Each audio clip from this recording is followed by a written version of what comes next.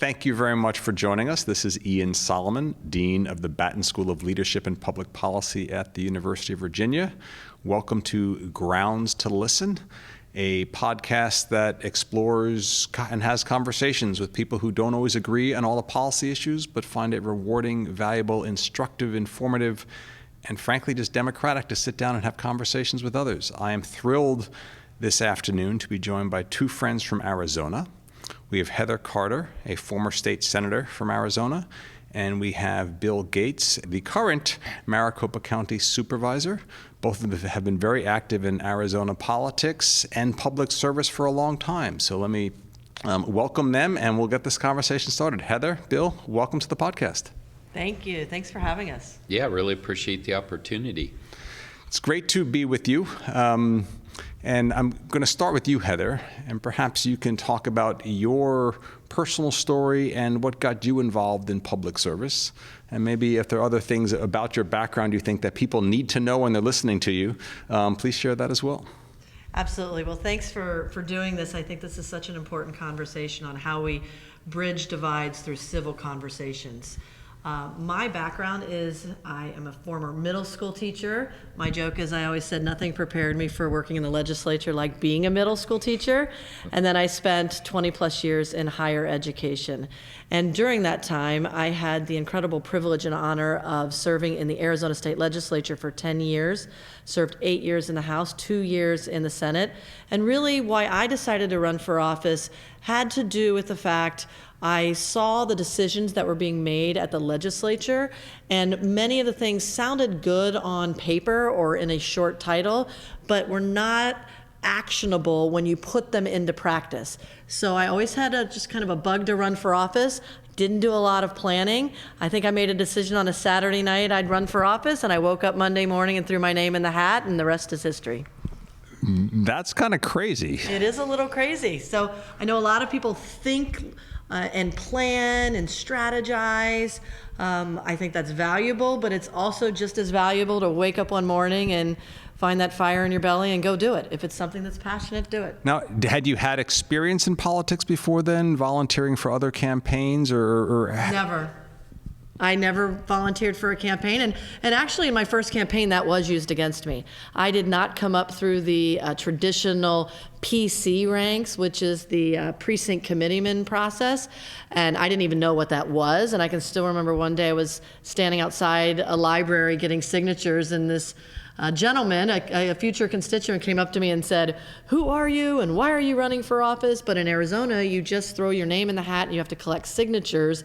We don't have a caucus process to get your name on the ballot. So if you get the valid signatures for your party, your name is on the primary ballot. And then I quickly learned what a PC is and became a PC after that. But Bill, your story is yours almost the exact opposite of mine. Yeah, mine is. Thanks for having me. Really appreciate it. I actually started as a teenage Republican, started the Teenage Republican Club at my high school in Northwest Phoenix. Was involved in the college Republicans. I was actually a member of the Harvard Law School Republicans, and then came back to Phoenix and became a precinct committeeman in 1998. I served as a legislative district chair for the Republican Party. I was secretary of the Maricopa County Republican Committee. And then I also became a volunteer lawyer for the Arizona Republican Party. I was actually one of those lawyers and eventually led the operation for Arizona Republican Party of seeing if there was any fraud that was going on at the polling places, and also organizing all the poll watchers. And so I was involved in that for many years, but it wasn't until 2009 when there was an opening on the Phoenix City Council. So I went a different route than Heather. There was an opening, and when there is a vacancy, the position is filled by a vote of the city council and the mayor.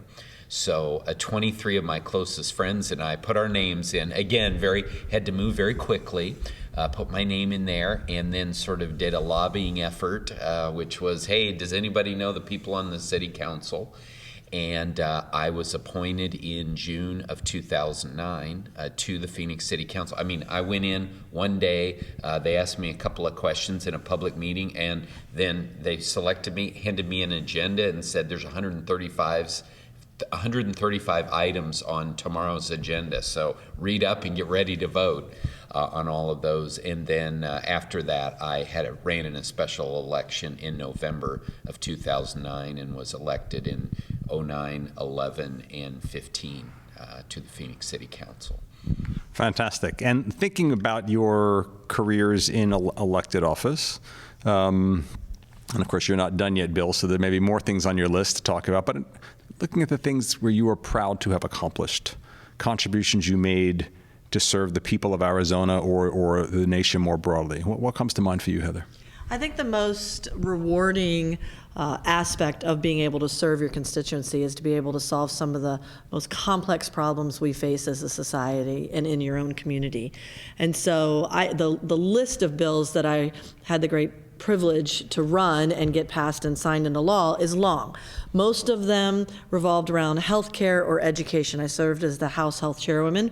Probably for the purposes of this podcast that I'd like to share is really as an Arizonan and a Republican and the House Health Chairwoman working with my Republican Governor, Jan Brewer, to pass Medicaid restoration, which in the rest of the country was Medicaid expansion, restoring the health care privileges for childless adults in Arizona. It was an incredible experience, both personally and professionally, to get that over the finish line, and it impacted thousands of lives in Arizona. The interesting thing is that made national news, but then we came back several years later and restored our what's called Kids Care in Arizona, which is our CHIPS program. So I was also able to get that over the finish line. And then there's a number of other bills, but those two examples are where we had to work in a bipartisan fashion and kind of buck the system to get it done and do so in a way that was successful and benefited the people. Let's talk about working in a bipartisan fashion and bucking the system. I think, Bill, I'm looking at you now. You've had some recent experience of that. Maybe you can talk about that. Yeah, most definitely. So one of the, fast forwarding to 2016, I resigned my position on Phoenix City Council and was elected to the Board of Supervisors, and I'm now in my second term. And as we moved into 2020, the Board of Supervisors has responsibility for running election day operations, for tabulating the votes, and finally certifying the election. And in 2020, 4 of the 5 of us are Republicans, and in 2020, Joe Biden got the most votes in Maricopa County. And so it's our responsibility to certify that election. And you would have thought that would be a simple ministerial role. But actually, my colleagues and I faced a great amount of political pressure from our fellow Republicans to essentially either delay the certification or to not certify the election for Donald Trump. And we did that. We did certify it in a very long meeting. You know, I made a point of asking all the questions that I had that had been raised, whether, voter fraud, dead people voting, all this. And I was convinced that, in fact, Joe Biden had won the election. We knew when we made that vote that this might be the end of our political careers. And it has really gone on now for the last 3 years, where we have faced continued harassment, death threats. We have been challenged by other Republicans. We were within 1 vote of being held in contempt and literally jailed because we did not turn over quick enough the 2.1 million ballots and tabulation machines that were used in the 2020 election.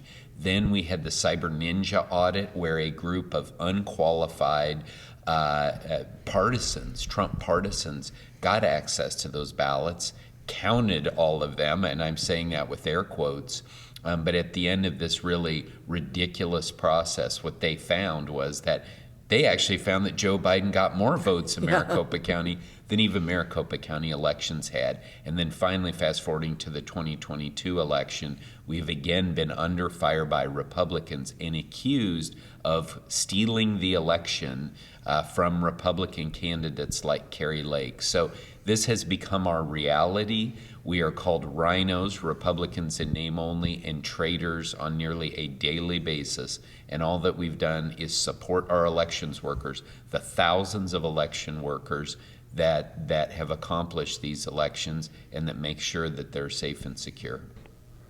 I wonder, as you look at the challenges that you each have had to face personally within your own parties, facing attacks, facing criticism, facing billboards that have been quite nasty about you, how has that helped you to think about your thoughts on leadership and accomplishing things when they're hard, perhaps even because they're hard, that you believe in? When I was working on, we had an innovation and efficiency effort during my time that I chaired at the Phoenix City Council, because this was the time of the Great Recession. We didn't have any money. We had to find money in the couch cushions. And we worked together to save over $100 million. Everybody, who's against that, right? Everybody loved it, but we did it in a bipartisan fashion. Then when I got involved in these controversies about elections, not everyone was with me. In fact, I had gone from being kind of everyone kind of likes Bill, he works with both sides, to now I became a polarizing figure. And that was hard for me at first. That's not who I am. Honestly, I want to be liked by everyone. But I had to understand that if you were truly leading on something that really matters, not everyone's going to like you. You're going to have people who are going to be upset with you. You've got people who are going to question your motives, question your integrity. I've struggled greatly with my integrity being questioned because I haven't done anything wrong. It's like if I had gold bars in my closet and money stuffed in my shoes, that'd be one thing. I didn't do anything wrong. My colleagues didn't do anything wrong, but our integrity continues to be questioned. But to us, there's no choice. There was one right way, and we continued in that direction. And we now know this is probably our hill to die on. And that's okay. In fact, that's great. That's a privilege. A lot of people get into public service and they never had that hill to die on. To me, fighting for this democracy, fighting for those election workers who put 14 to 16 hours a day into this during election time, that's a hill to die on. It's something I'm privileged to be working on, and I'll never work on anything more important professionally, I'm convinced. At the times when it gets most difficult and the attacks are most fierce and you're being wrongly accused of things or held out as a polarizing figure which is against the core of who you are, where do you turn to for support? Is there a mentor? Is there a teacher? Is it a college? Is it other Rodel Fellows? Where do you turn to for support during those moments? Well, for me, I can tell you, even during the most contentious debates at the Capitol, at the end of the day, going home to your family and your friends is so important because it not only affects you, but it affects your family, and it affects your immediate, your working circle, whoever it is that is in your inner circle day in and day out. They will be with you when you're in office, they will be with you when you are out of office. And so just knowing that that office does not define you, I think is a really important perspective to have if you want to be successful and exercise leadership, because at the end of the day, leadership is an exercise, it's not a position. And so for me, I would agree, family, absolutely. My wife and our girls are some of the best counselors that I have and people who give me advice, but also my colleagues on the Board of Supervisors. I'm blessed to work with some great gentlemen. It's just they all happen to be men. That's the choice that was made by the voters of Maricopa County. I've relied on them greatly. And then also, when this became so difficult for me, the trauma that I was experiencing, my colleagues were experiencing, I decided at the recommendation of my wife that I needed to go into therapy. I'd never done that before. And doing that made all the difference in the world for me. I also, in addition to that, many times when I'm having a tough vote or an extremely difficult time, I also reflect through prayer. So I have a lot of different ways to go about this. And another way too is just getting out and going for a run and walking around the beautiful deserts that we have in Maricopa County. That clears my mind too. In terms of advice you might give to students or the next generation, and I know that Heather, you've thought a lot about Gen Z and both the incredible promise that they have as well as some things that have concerned you. Is there advice you might give them or questions you wish you could ask them? Well, no pressure to your students and my students, but I fundamentally think the future of this country rests on the back of Generation Z. And I am inspired when I see and talk to my daughter's friends, my students at the university, my constituents that worked on my campaign. The group of the young, newly aged voters, so the 18-year-olds that were voting many times for the first time in that 2020 election, they are fired up, they are inspired, and they are willing to put in the work and have their voice heard in a variety of different ways, not just at the polls. So I'm inspired by the next generation, and I think that the future of this country rests squarely on their back. And it's exciting to see the increase in participation from the younger generation. So I'm inspired by them too, and I have the great privilege of getting to work with many of them, or at least small groups of them, but in a very profound way. Any responsibility you want to put on their shoulders directly, or things you want to ask of them to do? Absolutely. I think as a new voter, I would like to challenge them to have an open mind, to talk to people specifically that they may disagree with, that they have to take that extra time to be open and listen so that they have a well-rounded perspective from which to make decisions from. And a lot of times what happens now in social media, based upon either the algorithms or how you select who you follow, we find ourselves in echo chambers. And the only way we're going to bring ourselves out of what, some people are considering a pretty dark period of time is by removing yourself from your own echo chamber and getting out and talking to people with who you disagree with. Because at the end of the day, when you talk to somebody across the table and look at them right in the eye and you get to know them and you understand their perspective, what their experiences are, it can bring new perspective to you and your understanding of these policy issues. But if you spend all the time, if all of the young Republicans spend all of their time in the Young Republican Club and all the young Democrats spend all their time in the Young Democratic Clubs, and they never do any cross-talking, we're just going to exacerbate this political polarization we're facing in the country. And every seminar, conference, speaker series that I have listened to, the country is becoming more and more and more polarized. And if you look at it historically over the last few decades, even back to perhaps like the turn of the 19th century, we are more polarized now than we have ever been, and it's up to us to undo that. Because if we continue to be polarized, how will we be able to move any good ideas forward? One of the things I say, which one of my taglines is, be slow to anger and quick to forgive. Yeah. Mm-hmm. Yeah. Right, and I think there can be at times a level of intolerance because something is said wrong, or we attribute a motive to someone, or we imagine a motive for someone because of what they say. And I think that tends to reduce our capacity for understanding each other because we cut them off. Right. And whether I don't typically use the word cancel, but we just stop listening. Yep. And one of the most important things I want to encourage students these days is listen more. Yes. Well, listen more, absolutely. But let's just talk about the Thanksgiving dinner. I use that as a metaphor.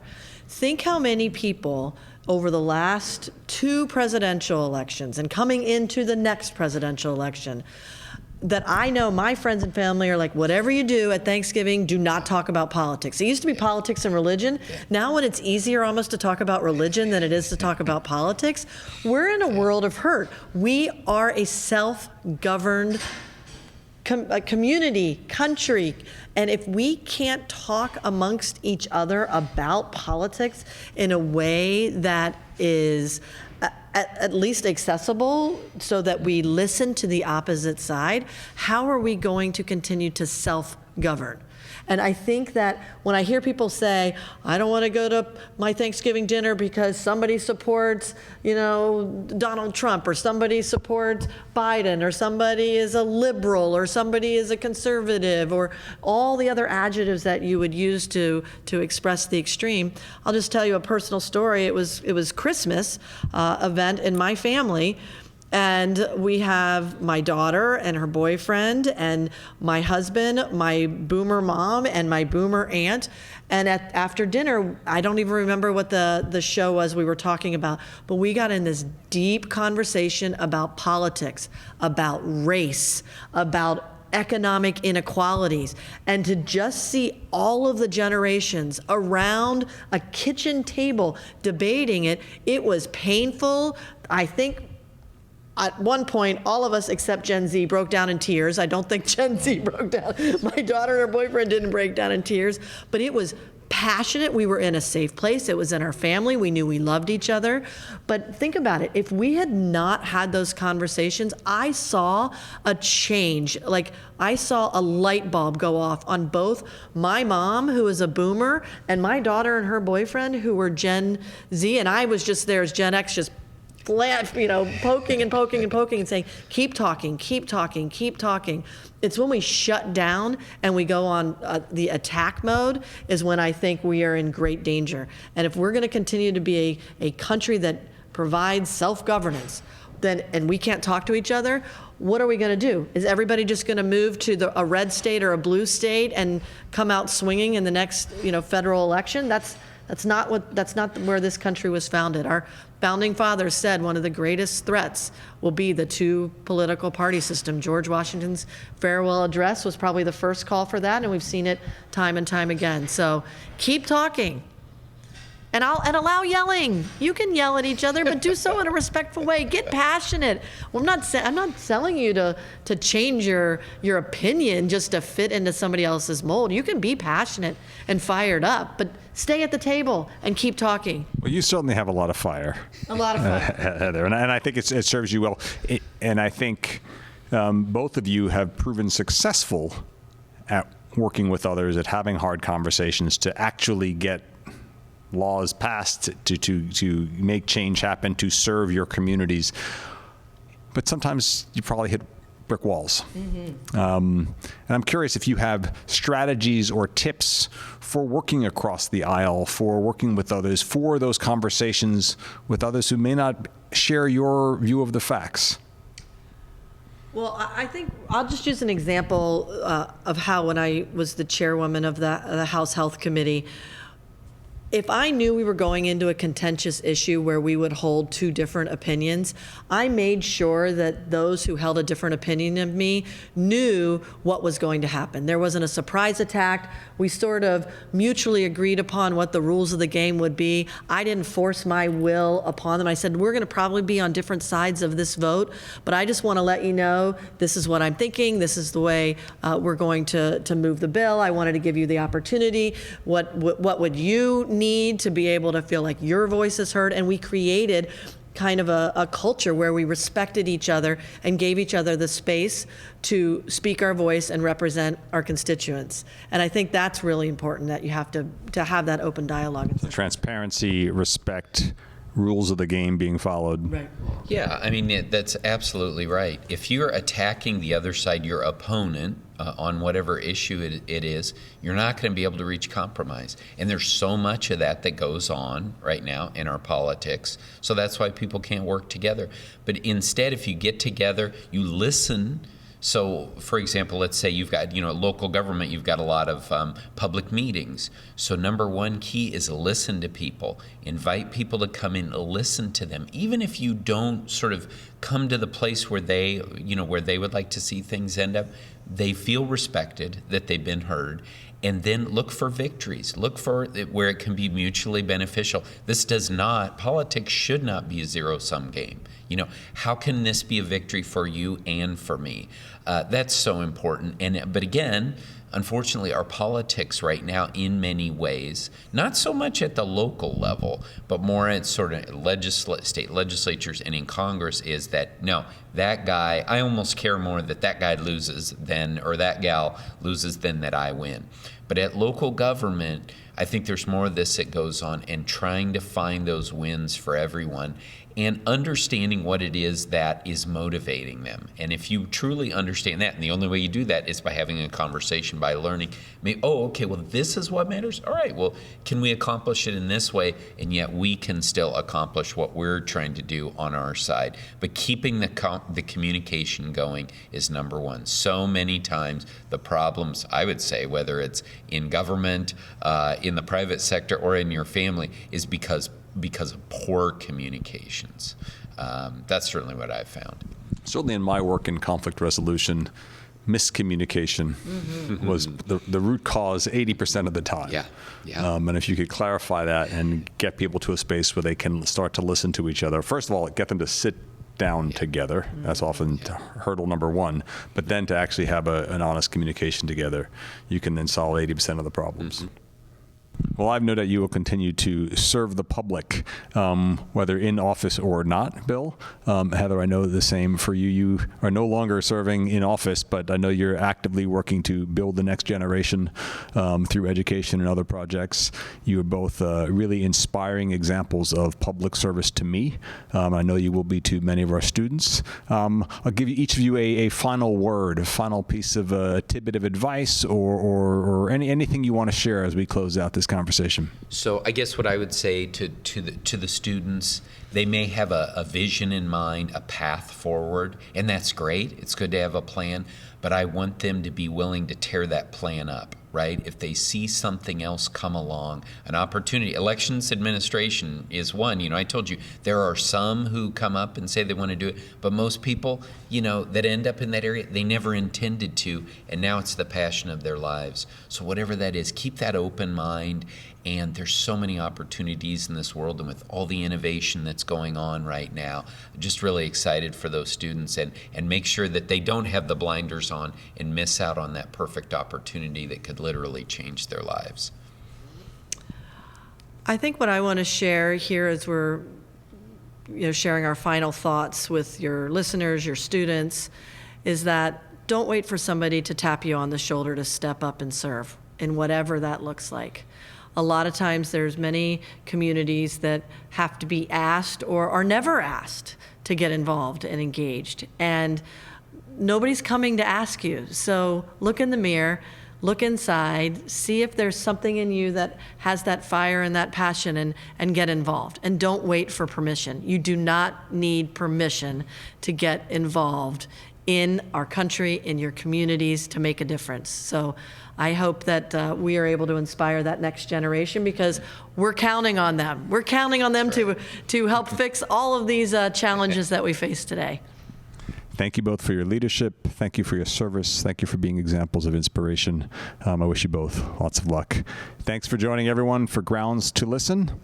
We'll see you again next time. Take care.